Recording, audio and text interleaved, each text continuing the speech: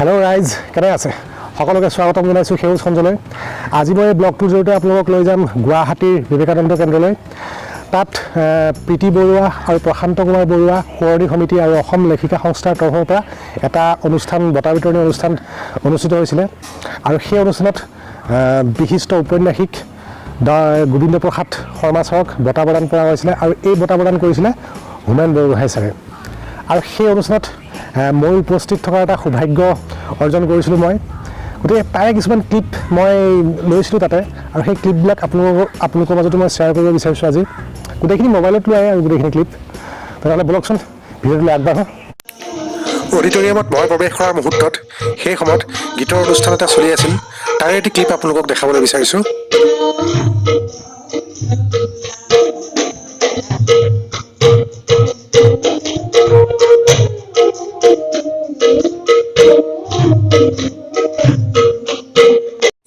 বলকচোন এতিয়া আমি এই প্ৰগ্ৰেমটোৰ বাহিৰলৈ গৈ অলপ বিবেকানন্দ কেন্দ্ৰটোৰ বিষয়ে কিছু অলপ আভাস লওঁ। তো এয়াই হ'ল বিবেকানন্দ কেন্দ্ৰৰ প্ৰৱেশ দুৱাৰ, ইনষ্টিটিউট অৱ কালচাৰ।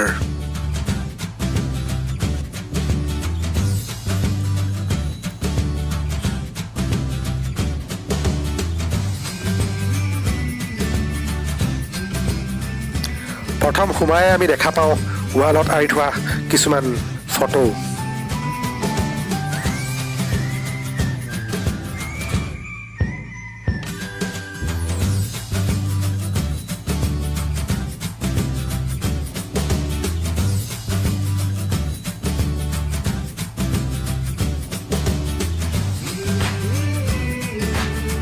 এয়া বামা সুন্দৰী দেৱীৰ প্ৰতিমূৰ্তি আমি দেখিবলৈ পাইছোঁ।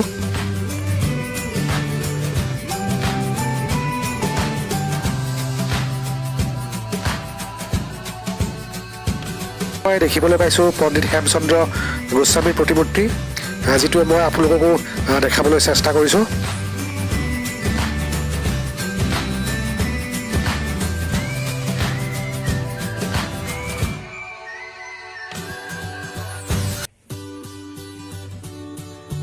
মই দেখা পাইছিলোঁ ইয়াত আলমাৰীত সজাই থোৱা কিছুমান কিতাপ, ঢেৰ কিতাপ আছে ইয়াত।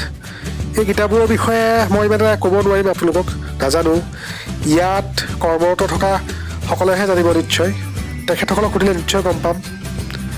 সুধিয়ে দিওঁ সাহস। হয়, আপোনালোকৰ মানে এই গোটেইখিনি আপোনালোকে চম্ভালে কামবিলাক হেৰি কৰে?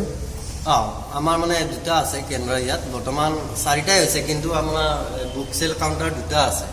আৰু প্ৰায়ভাগ কিতাপ আমাৰ পাণবজাৰ বিবেকানন্দ কেন্দ্ৰত তাত পাব।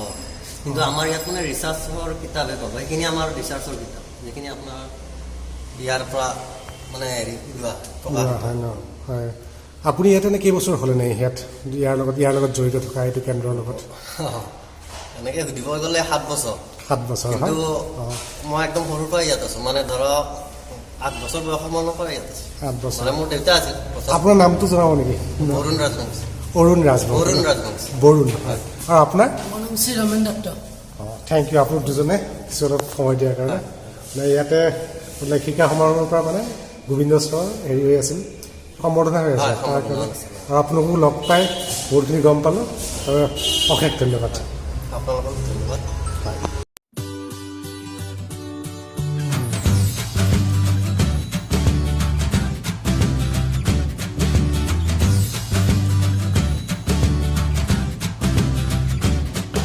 এইবাৰ আমি উভতি আহিছোঁ অডিটৰিয়ামৰ ভিতৰলৈ। অডিটৰিয়ামৰ ভিতৰত আপোনালোকে দেখিবলৈ পাইছে হোমেন বৰগোহাঁই ছাৰক। তেখেতে আসন গ্ৰহণ কৰিবলৈ যোৱাৰ এটি মুহূৰ্তত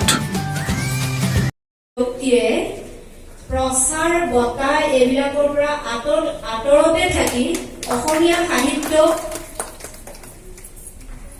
আচৰিত ধৰণে সমৃদ্ধ।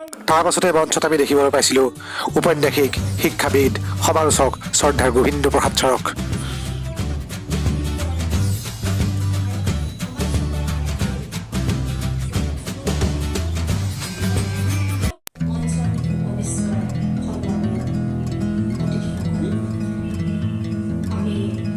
সম্বৰ্ধনা অনুষ্ঠানলৈ আগবাঢ়িব বিচাৰিছোঁ।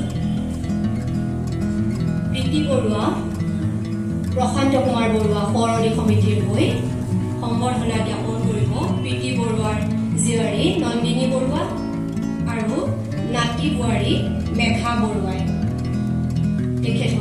সম্বৰ্ধনা অনুষ্ঠানটো আগবঢ়াই দিবৰ কাৰণে অনুৰোধ জনাইছোঁ।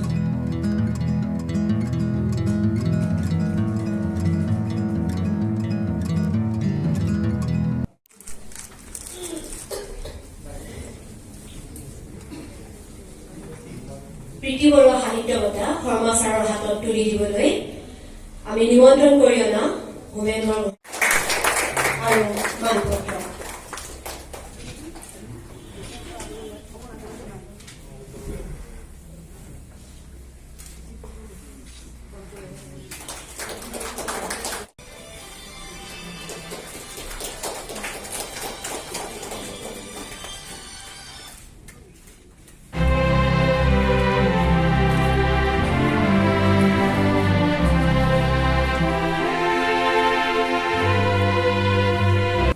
ৰসিকতা আৰু গভীৰতাৰে ভৰা বিশিষ্ট গল্পকাৰ, উপন্যাসিক, শিক্ষাবিদ, সমালোচক শ্ৰদ্ধাৰ গোবিন্দ প্ৰসাদ ছাৰৰ ভাষণৰ কিছু অংশ শুনো আহকচোন। এইটো বক্তৃতাৰ পৰা এতিয়া এইটো বঁটা পোৱাৰ ক্ষেত্ৰত এইটো বাৰে বাৰে কোৱা হৈছে যে এখেত সাধাৰণতে এইবিলাকৰ পৰা আঁতৰত থকা মানুহ। আচলতে কথা এইটো নহয়, এইবিলাক ময়ো মনে মনে খুব বিচাৰোঁ, কিন্তু বাৰে বাৰে দেখিলে মই এইবিলাক নাপাওঁ। কিয় নাপাওঁ মইতো বুজি নাপাওঁ।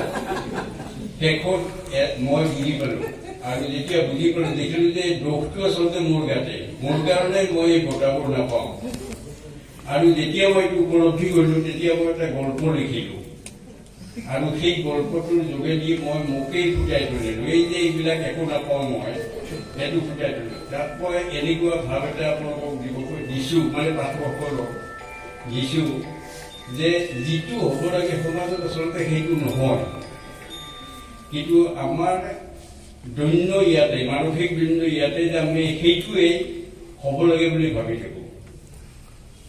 দুৰ্বলতাটো আমাৰ তাতে। যে এবাৰ মই সেইটো গল্পটোতে আছে, কিন্তু মই বুলি কোৱা নাই, অন্য এজন বুলি কৈছোঁ তাত। মানে টুৰ্ণামেণ্টত যেতিয়া লোৱাৰ আছাম, আপাৰ আছাম দুখন টুৰ্ণামেণ্ট, অল আছাম মানে মেঘালয় চব পৰে তেতিয়া। তাৰে টুৰ্ণামেণ্টত মই ইংৰাজী বক্তৃতাত ফাৰ্ষ্ট হ'লগৈ, আৰু অসমীয়া বক্তৃতাত দ্বিতীয় নে তৃতীয় কিবা এটা বঁটাও পালোঁ।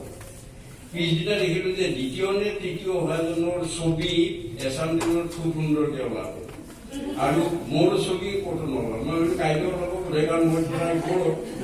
তাৰপিছত দেখিলোঁ যে কাইলৈও নাই।